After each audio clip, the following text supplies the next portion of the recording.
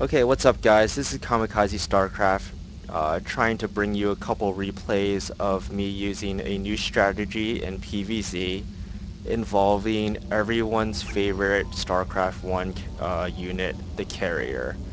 The carrier in StarCraft 2 is not used, I want to say, at all really. Especially in the top level play, we've seen Genius try to use it. We've seen Hero use it maybe once, or I believe he used it once in the GSL, and it was kind of like a supporting unit. But the build I'm about to do with carriers is making sure that the carrier is the essential unit in this matchup. They will be the core, and they always are the core when I'm doing a PvZ. So I'm going to try to show you and elaborate the strengths of using carriers and why they're so good. So a couple of months ago, we saw DRG show the world basically that you can max out on roaches in 12 minutes. I think he's refined it even a little bit to hit around 11 something, but 11, 12-minute range, you can have a full maxed out army as Zerg, and that really sucks as a Protoss because at the 12-minute mark, you're basically trying to take your third, and you have 120, 130, 140 supply, and they're at 200, 200, and it's just without the right building placements, without the right force fields, the right units, it's very hard to take your third as a Protoss nowadays. And so this carrier build is more of, or let's talk about the metagame a little bit more. So what the Protosses have been doing now, it's usually the Forge Fast Expand, the Zerg gets their 3 bases up very easily, and Protoss, to counter the 3 bases, have been doing all these sorts of pressure builds. Lots and lots of different pressure builds that are intended to either hurt the Zerg heavily in economy, some sort of zealot, 4-gate zealot attack with +1 or something along those lines, or straight up just try to kill you with some sort of 2-base timing attack that we've seen very often from players like MC and most notably MC, but a lot of other players use these 2-base timing attacks, and the reason why I wanted to come up with something different is because I don't like timing attacks. I don't like the fact that if you mess up your timing attack, you're essentially screwed. So you're like way behind. It's very hard to come from that situation when you don't take down the third, and you have a bunch of wounded units that you gotta walk back with, and you gotta try to defend the roach counterattack against your own third that you're trying to put up, but it's not ready to be put up because you don't have enough cannons and all this crazy stuff that makes Protoss players sad. So what I've come up with is a different build to circumvent roaches entirely, pretty much. From what you're seeing now, I just paused it for a second to let you guys know, this is the most typical opening that you'll see. It's basically the Zerg going 3 base and me getting 2 bases very quickly and getting the gases at double gas at around 20 supply, and that's all you really have to know what's going on for now. And this looks like any other PvZ really. And I do open up with double Stargate, and yeah, I will just go through the build as this game goes along really. So what's going on now? I'm getting my Cybernetics core, and as soon as you start the Cybernetics core, or as soon as your gateway finishes, you really want to get this first Zealot out. It's very important to get this Zealot out because you need to use it for scouting purposes. You want to, a lot of times you're not sure if your Zerg opponent has actually made a third base, unless you did some scouting beforehand. But if you send the Zealot out like I'm doing so, and he is trucking along, um, it's gonna not only give you scouting information of that third base, but if he denies that scouting, I think a zealot can take on with proper micro around 3 to 4 zerglings if he's microed really well. So if he wants to take out your zealot, he's gonna have to have more than 3 or 4 zerglings in the beginning of the game, and if he has more than that, then he might be going some sort of pressure. If he really wants to deny that zealot that badly, he might be going for a pressure build, and you have to make sure that he's not going to roach rush, or else this build will go to the crapper. And as you can see here, getting your zealot in a pretty good position, and I scouted his third, so I know there's not going to be any sort of roach attack. And as you can see here, I built my double stargates while all that was happening. If you want to know the timings, um, I'm gonna go through 2 more replays, so I can go a little bit more with timings as we go along.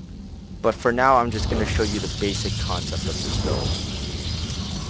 And one thing that I did not show you while the Zealot was coming out is you want to chrono boost the Stalker out immediately and put him in a position, right here he's patrolling, put him in a position where uh, I'll put the production tab so you can see what's going on in the background. You want to put him in a position where he's going to deny scouting. Because if you can deny scouting with a double Stargate, you can just win with Void Rays. I mean, it's a very dangerous build against Zergs, and if they're caught with their pants down, it doesn't really, you don't really have to see carriers even. So we're getting double Void Rays and we're chrono boosting them out, and right after the double Void Rays you want to get 2 more Void Rays. Why 2 more Void Rays?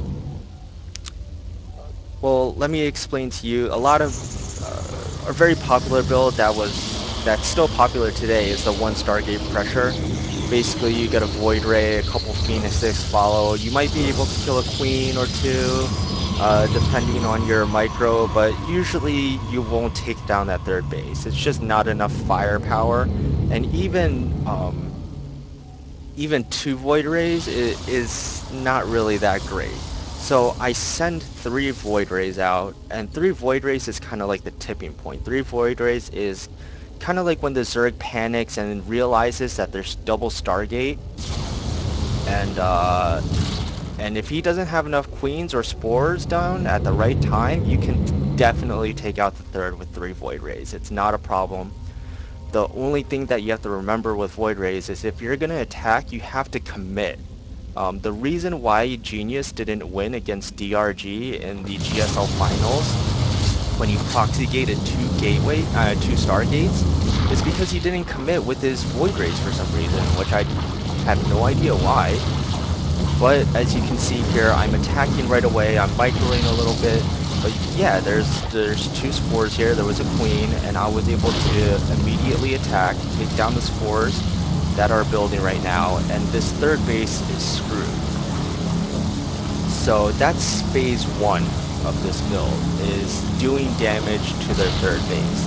A lot of times they're not going to be able to take down the third, but the beauty of this build is you don't have to take down the third. It's okay if you don't take it down. Now, as I'm doing this, I followed up with a couple of Phoenixes because they're very fast to reinforce, and they can pick up queens if need be. But as you can see, I'm not going towards the natural. The reason why I'm not even bothering to touch the natural is because you can bet that he's going to be prepared. I know that he has an Evo chamber down. I know he wants to be prepared for it, and if we look at his base, 1, 2, 3, 4, 5. 5 spore crawlers. I don't care if you have 3 Void Rays, 4 Void Rays. That's going to be really hard to take down, and you don't want to lose Void Rays this early in the game. Now, my opponent is doing a very typical response to double Stargate. He's getting hiders out, and at this time, I'm also getting my third up. A very quick third to get past my Zerg opponent. And you might be thinking, this is a very vulnerable point. What if he just walks up and tries to kill me? and you'll see what really happens when if he tries to do that. Right now, and just to let you know, this is a very vulnerable point in the game. You only have a couple of air units to support you. You only have a couple of ground units to support you, and so you really need to defend all fronts basically. This is the time going straight up defensive mode and making sure you don't die. The most important part to this build is really getting your economy up. And another reason why I bring my Void Rays straight back, other than the point that they are not going to do anything at the natural, is because a lot of good Zerg players will try to do a Roach counterattack. As you can see here, I'm going, oh shit, there's a bunch of Hydras on the way, I better prepare. But anyways, as I was saying, there might be a huge Roach counterattack, and if there is a huge Roach counterattack, what you want to do is build a couple of sentries at your natural and just defend. Basically, get your Void Rays to go straight back to your base, and then get a couple sentries to wall off your ramp. Maybe a couple photon cannons if you can get them up in time, and you should be fine if you have 4 Void Rays coming to your base, coming back to your base. You're going to be able to take out roaches just really quickly with 4 Void Rays, and with enough sentry energy, you should be just fine.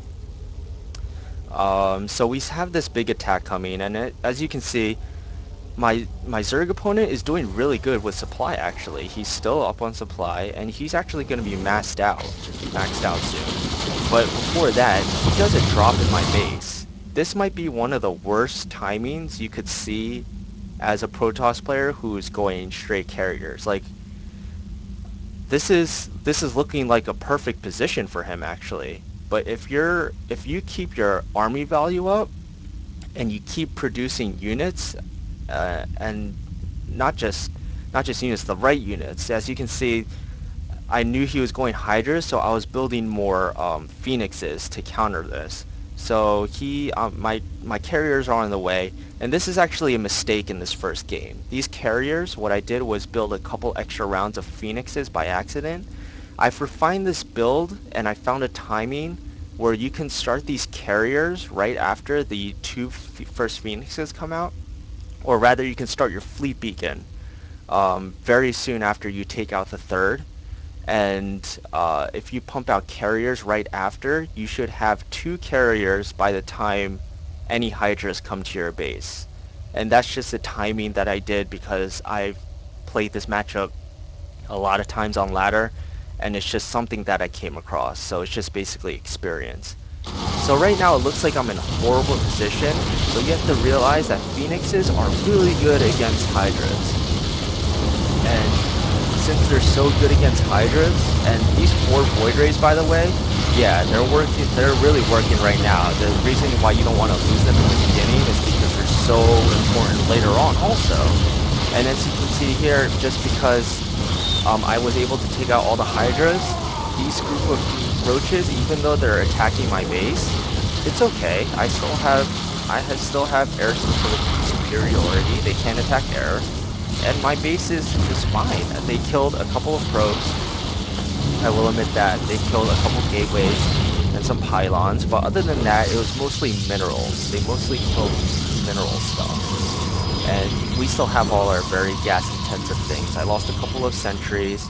That was probably a mistake, but I do have my carriers coming out. I have my 2 Void Rays. I only lost 2, but I had to defend, and I still have a good amount of my Phoenixes. So I'm looking like I'm not in a very bad position still, but he still has a significant army supply, so I still need to be defensive. This carrier build is a very defensive build, and actually one of the best responses as Zerg is to really just abuse the fact that we need to be defensive at this point and expand and build a bunch of spore crawlers. I can get into that later. There have been times where I've lost from this build Most of the time that I lose with this build is because it's my fault, like lings running by into my base or roaches get through somehow. But other than that, if you keep your force fields good, if you're paying attention and you stay defensive, it's very hard to attack into this army. So I'm massing up, building more carriers. I've built a third Stargate because if you have a third base up, you can pump out, and you're using all the gases, you can pump out carriers 3 at a time, actually. That's just how it works out. Another thing I just found from experience. So he's trying this drop again. And I can't really blame him for doing this, even though it didn't work the first time. He knows that he took out some units, and he's at 200 supply right now. He doesn't really have much else to do with his supply. He needs to get rid of it, and he wants to stop me from having a big army. So, attack, right? That's what they're supposed to do. I'm down almost 50 supply, and I can handle this. Easy. The reason I'm able to handle this, again, roaches are not doing anything against my air army. They're just not. When you just think about all I have to do, if you just have this mentality of all I have to do is take out the hydras and I'll be fine because roaches can't attack air, that's doesn't sound like a bad deal to me. Hydras aren't very good units, you know, besides attacking air, and since I have so many phoenixes and carriers, hydras aren't that good in general, right? And I can pick up roaches, you know. He did take out my 2 Stargates, and at this point, you can build more carriers, but at this point, I like to derive my build. I usually build around 4 to 5 carriers, and then the rest supporting units. Supporting units meaning Void Rays or Phoenixes in different situations. Obviously, if he's going to go Corruptors, you can start pumping out lots of Void Rays and counter that. If he's going Mass Hydra, you can just build a bunch of Phoenixes and counter that. And also, you can't forget about your ground army. Your ground army, if you just build a bunch of Stalkers supporting your army, if he has whatever it is, lings, roaches, hydras, corruptors, stalkers are always going to be good. They can attack anything, down, up, sideways, whatever. They can still attack and still do well. Look at this battle that's about to happen right now. I don't even have my phoenixes with me. My phoenixes are over here because I'm a dumbass. But I'm doing just fine. And now he's down on supply. My supply isn't even that much higher, but look how much scarier my army is. And yeah, people aren't just used to this build. It's very tricky to deal with in Zerg. And this is a little bit of an older replay. I've been doing this build for a while. It still works fairly well. And I can definitely show you a couple more tricks along the way. But it looks like this replay is going to end soon, and we will go on to the next one. So I will start talking about a couple more things as we go. I just want to make sure, okay. Just want to make sure we're actually recording. I'm not talking to myself. Where is the other one that I wanted to share? Intune Valley. Yes, this is the one. Alright, we'll dive into the second one, and we can fast forward a little bit. I'll talk about more of the structure of the build this time around. So I explained the concept of the build, a little bit on why it's good, situations of when it's good, what to build. So let's go over the build actually, where we have the pylon on the ground, low ground, we have the forge coming up around 14, 15. Then we're gonna get our nexus up at the 18 supply mark. Yep, here we go. Then you want to immediately build a cannon and a gate. No, you want to build a pylon. There you go, and then a gateway. And this wall off is pretty stupid, but I don't know why I walled off like this. I think the spacing was just a little bit weird for me. and we take our gases at 20. And this drone is just walking around being annoying.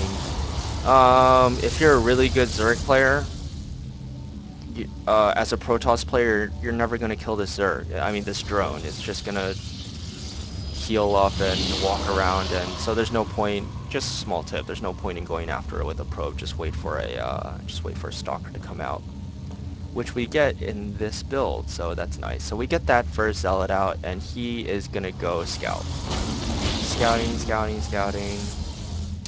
And then back at home, this is when I was looking at the zealot before and not really paying attention to what's going back on at home. This is the time where you get the 300, enough for 2 Stargates, and then you want to plop those down right away. And as soon as you plop those down, you want to plop down uh, more simulators as well, so you can get that gas really going, because carriers are very, very expensive units. Very gas intensive as well, so you really want to back it up with a lot of banked resources. Void rays are expensive too.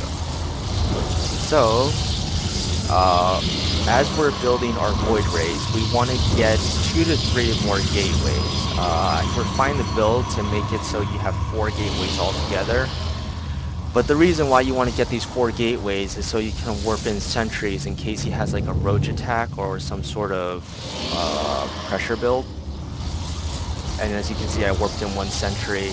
I'm getting these 4 void rays. Oh, and something that I didn't explain before. I get 4 void rays, but I keep one at my natural, and that's because of, like I was saying, the roach attacks that could happen at your base.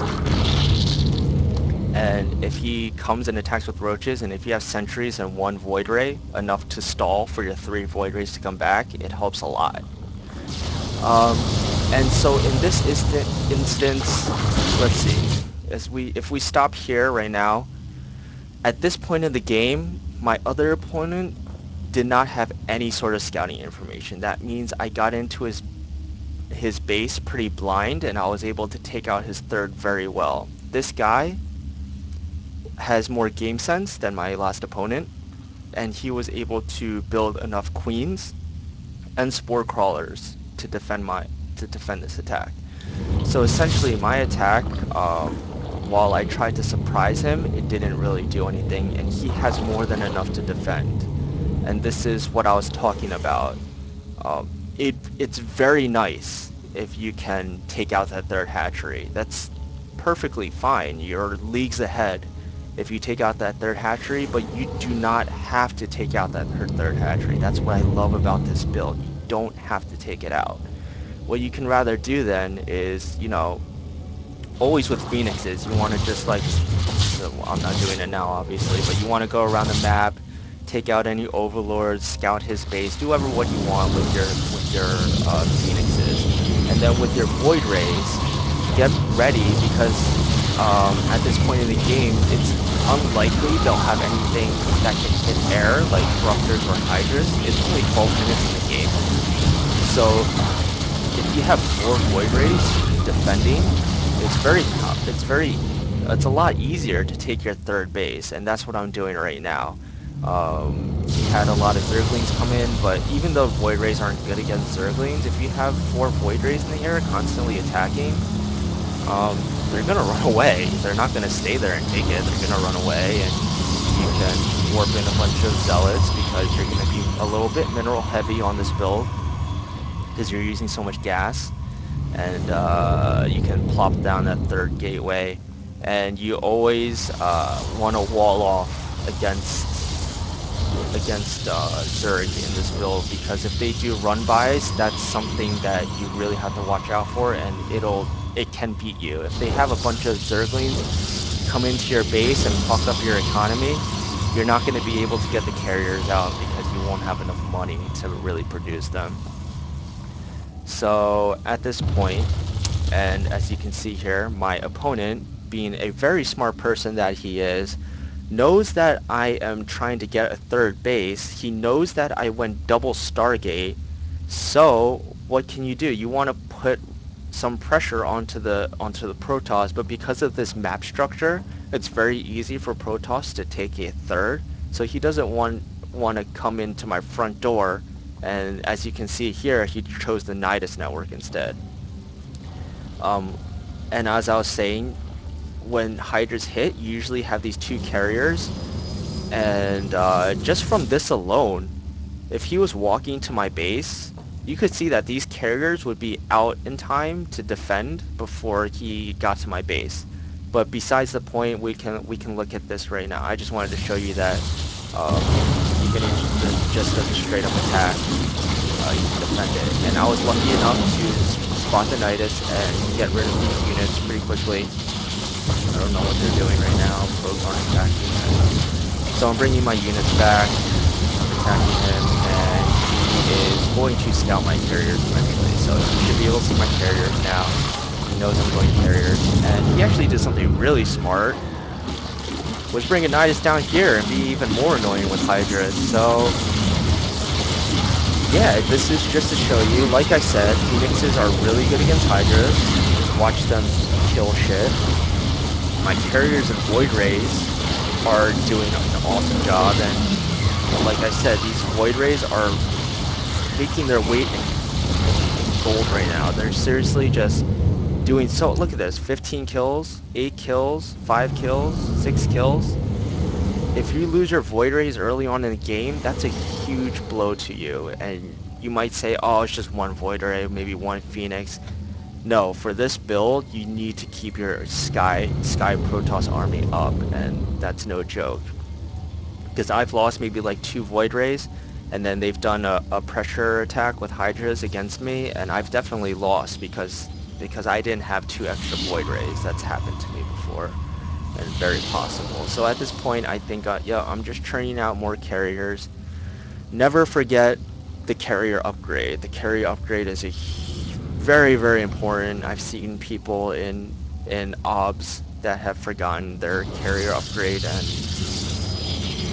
the interceptors are just so much slower. It makes such a big difference. It's like night and day. Anyways, other upgrades that you want to get in this matchup, obviously the air attack for carriers, because carriers are the highest DPS units in the game. They have 2 attack instead of just 1 attack, so you're adding actually adding 2 attack each upgrade instead of just 1, which makes sort of like a multiplying effect. Another upgrade that I like getting in this matchup is the shield armor. The reason why I get the shield upgrades instead of any other upgrades is because your carriers are the ones that are doing the DPS, really. They're the ones that are attacking and doing the most damage, and you want to keep them alive. So what's really good for defense? Obviously upgrades. And not just, and the reason I don't get air upgrades is because you have other stuff in here. Like I said, you're gonna have a small ground army to support you. So you might as well get upgrades for your supporting units also. Like if you have stalkers with shield upgrades, they're gonna last a lot longer than if they didn't have it. So the shield upgrades help all the units, not just ground, not just air. They're gonna help everything. And you need that because you need your army to stay big and stay beefy when you attack. So all I'm doing is defending, massing up, massing up. There isn't really a point to attack if you have less than 200, because a 200 Protoss army is always stronger than a 200 uh, Zerg army. And a lot of Protosses might disagree with me, but if you really think about it, the only time a, a Zerg army is stronger than a Protoss army, 200-200, is if they have Broodlords and Infestors. And guess what? Against Phoenixes and uh, Phoenix Carrier Stalker pressure, you're not going to want any of those units. You might want Infestors. They could be useful. You're not going to want Broodlords. You're not going to want Broodlords at all. You're going to want stuff that attacks air fairly well, so you're gonna want hydras or corruptors, and maybe infestors, but infestors are tricky too. Since you have so many phoenixes, you can lift them up, and they're pretty much screwed. So I'm going in, and this is just not going to go well for him. I was maxed out a little bit. He's doing a good job focus firing my carriers, but that was my fault because I just kind of walked them in and they were very exposed. They weren't under the stalkers and things like that. But like I said, Void Rays again being worth their weight. These carriers just going to town. Shield upgrades are, working out pretty well, and yeah, it's just a scary, scary looking army. Not really much that a Zerg can do against it, and I have yet to see a Zerg to really punish this 100% like full counter. There isn't really a huge potential to just counter an attack unless you go like blind Hydras, which is almost never. So that's how I win the second game. Um, Second game basically highlighting the fact that even if you're under pressure and even if you don't take down the third, you can still win with this build. And this will be my last replay of the day. It will be on Antigua Shipyard again. And I'm trying to remember why I chose this replay, but we will just have to see why I chose it. And it's gonna be the same build, the Forge Fast Expand, the Quick Nexus, Void Rays, carriers, all that fun stuff. So let's see how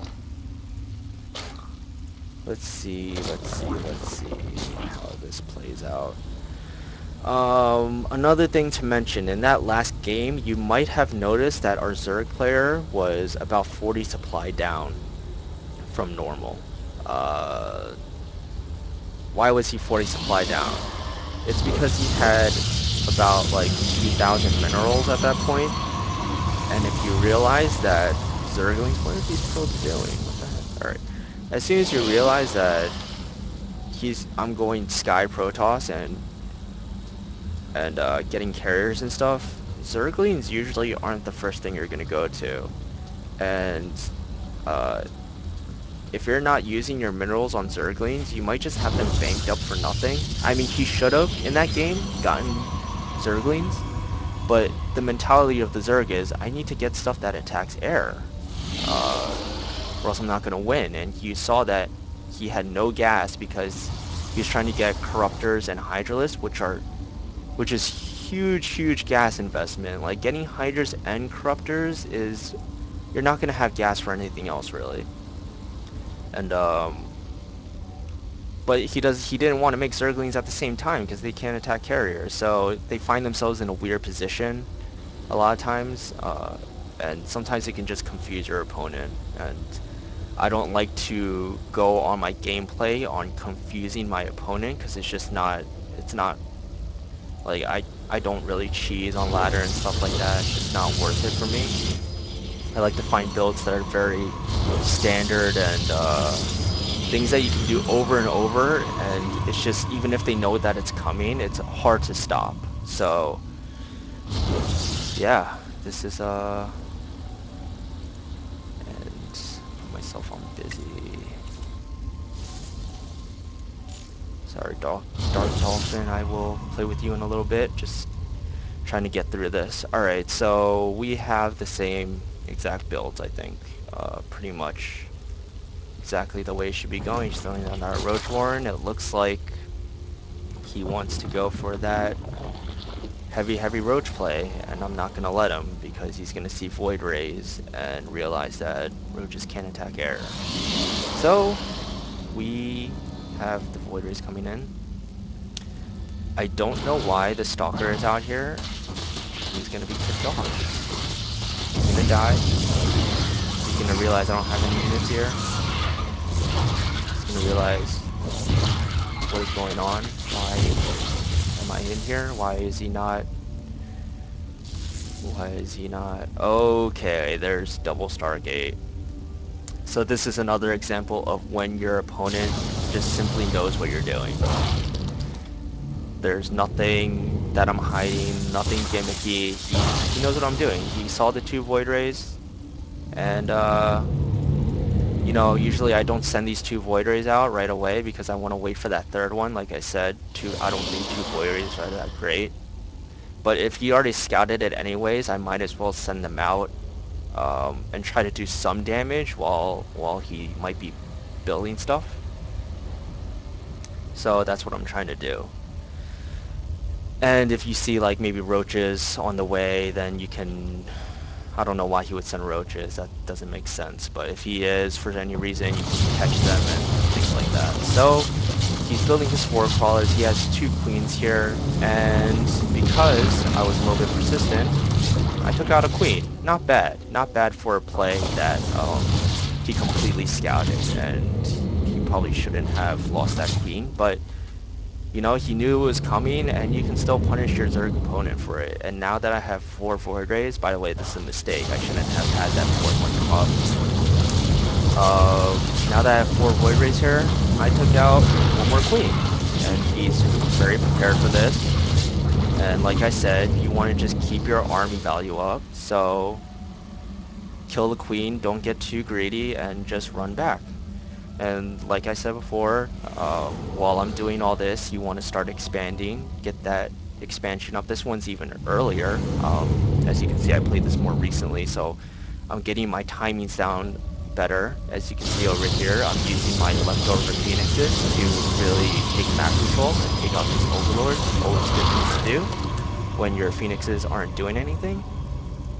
You get this fleet beacon up as those first two phoenixes come out, and then you start churning out the carriers. You start churning... Okay, I have no money for carriers. I wonder what's going on. Why aren't I building carriers at this time? I guess I just don't have enough money for it. So these carriers are going to come out a little later. But he is, you know, he's in a defensive posture, and oh, this is the reason why I chose this replay. Okay.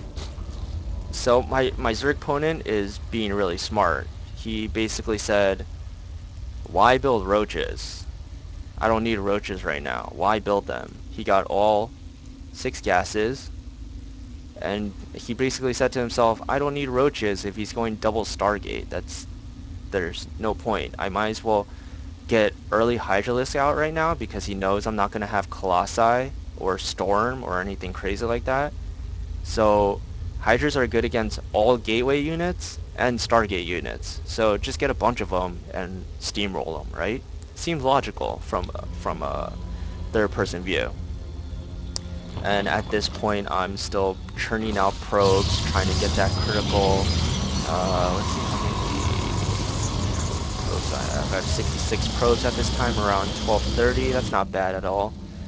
Keeping up with the Zerg pretty much. And the reason you're able to keep up with Zerg is because they gotta build spores, like, everywhere. Um, you can bet that they're gonna at least build 1 or 2 at each base, so that takes away harvesters right there. If you can kill a couple harvesters with your Void Rays, that's always good too. You can kill them with your Phoenixes and harass, that's always good too. So you don't really find yourself in that bad of a position when it comes to harvesters. Now, he is massing up a lot of Hydras. Like, I think he's just building straight Hydras. That's all he's building. And not only that, he has +1 attack um, with +2. This is not looking good for me. Or at least if I was watching this game in third person, this game isn't looking good for me as I would perceive it.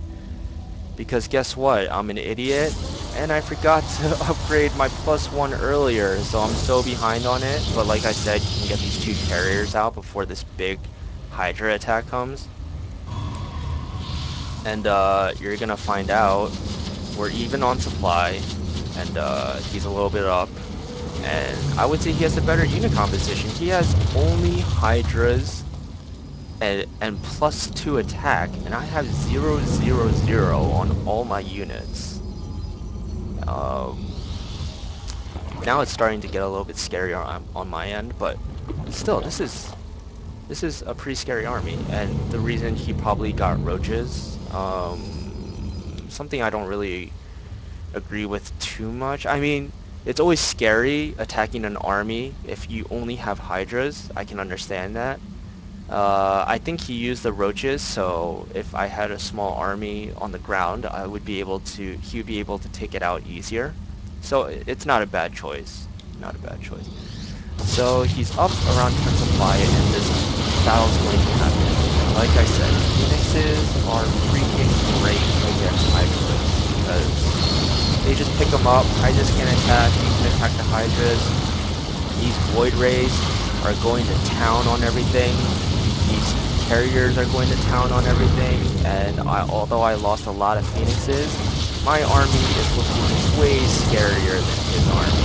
I mean, Phoenixes are bad to lose, but they build so quickly, and if you chrono boost them out, it's almost as if you never lost them because they're just so fast building. And if you have 3 Stargates, building Phoenixes is not that big of a deal. I have 75 harvesters, I can get those phoenixes back fast. Not only can I get phoenixes, more carriers, and whatever the hell I want, I can start building upgrades for my ground army too. I can start getting blink for my stalkers, which means blink stalkers plus carriers plus void rays plus phoenixes. That's a scary army to think about. It's huge. Like I said, if you get the shield upgrade, look, there's another big attack by him. I'm just gonna decimate it. He might take out a good amount of stalkers, but these carriers just have too much DPS. He can't handle it. And you have to remember he's the one up on upgrades. He's the one that has 2-1. He had 2-0 when I had 0-0-0. And I think that's a huge point to make in this situation. He's gonna pick off the carrier, but it doesn't really matter. Like I said, you don't really want to move out before 200, 200, but I saw his fourth hatchery up, and I just didn't want him to have a chance, and yeah, it's just not a very good position for him. You know, if I was a little bit smarter, I would be scouting the other areas and seeing if he expanded somewhere else and build more phoenixes and things like that, but I just kind of wanted to end the game here. And yeah, that's how this replay goes. See here, carriers are still good, man. Even in StarCraft 2, I promise you, they can still be good. Uh, so I showed you my carrier build, and I am almost positive I am missing things. Building my fourth, you just want to get your fourth Nexus up whenever you can. Some things to remember. You're not going to be up on gas in this series in this build because carriers are just so damn expensive on gas. So you can really dump a lot of those minerals into cannons, and cannons, as you should know, are one of the best things against in Protoss for Zerg. They're just very hard to kill as a Zerg player. So if you just build a shit ton of cannons at your third base, I only built 3 here, but if you build like a lot of cannons, and let's say they see your carriers moving out, your whole army moving out, and they send like speedlings, your cannons, and if you warp in zealots with the shield upgrade, you should be just fine. It shouldn't be that big of a deal. Constantly upgrade. I only got +1 this game, which is not good. It's 18 minutes into the game. I should be getting +3 by now. That's a huge mistake actually, because that makes a big difference. Wow. Something that I didn't notice, you could probably use hallucinate in this build too, which I could probably mess around with, but maybe that I'll save that for another day. And Forge, yeah, you want to keep building your shield upgrades. That's what I like first. If you have 3 to 4 bases by now, you can throw down You can throw down another forge, start upgrading attack and armor and things like that. You can build another cybernetics core and start getting our. Uh, the way this turns out, I would probably not get the second cybernetics core because you're constantly getting attack upgrades, and if you constantly get attack upgrades, you can just go straight into armor right after. Besides that, let's go over some things that will kill this build. Some things that I have run into, and there's only a handful of things that I've run into that have really stopped this build before. And I want to let you know ahead of time that in those games that I did lose, a lot of the time it was my fault too, because I let some sort of Ling run by. One one thing that you never want to get that happens to you is speedling run by. If you have like two carriers, a couple void rays, and a couple phoenixes, and a bunch of lings come into your base, your probes are dead, and you can't reinforce with anything if you don't have the proper amount of probes, especially carriers. So that's a big problem. But again, if you have good control, you shouldn't that shouldn't happen in the first place. Same thing with roaches. Make sure no roaches and also burrowed roaches get into your base. That's really annoying to deal with because if you're getting a robo, you're not going to get a robo anytime in the early game at all. With this build, you just don't have enough gas to do it.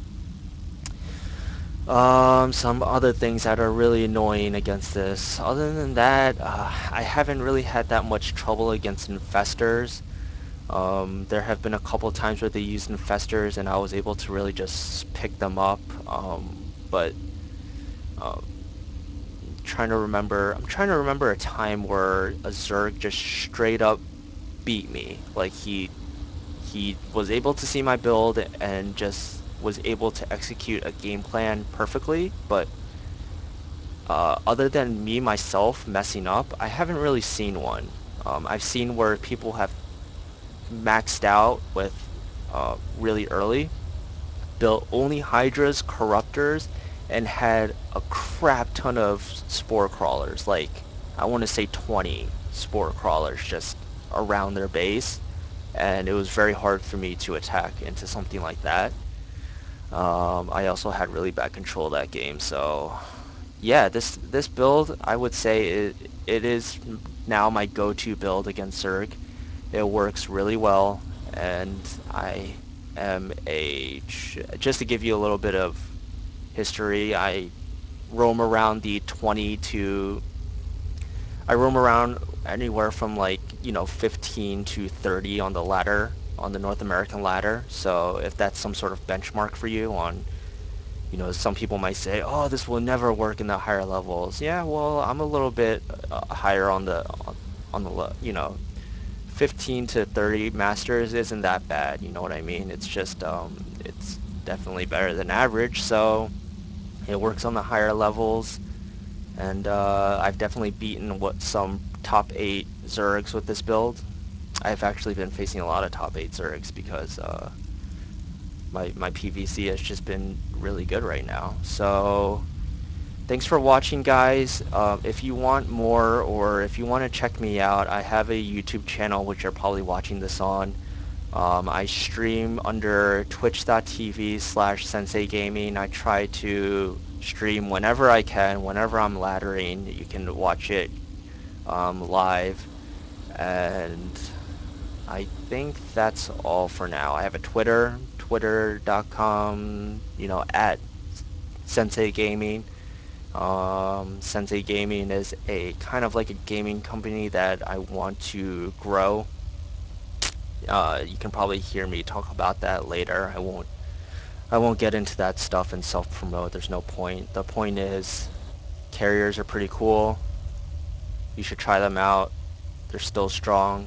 Blizzard, please don't take them out in the next game. I will be really sad if you do. I hope there is some sort of small patch for them where they can be viable in other matchups. But as for right now, this is the only way that I see that they're somewhat useful.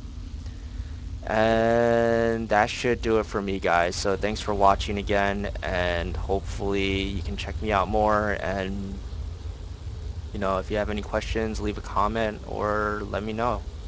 All right.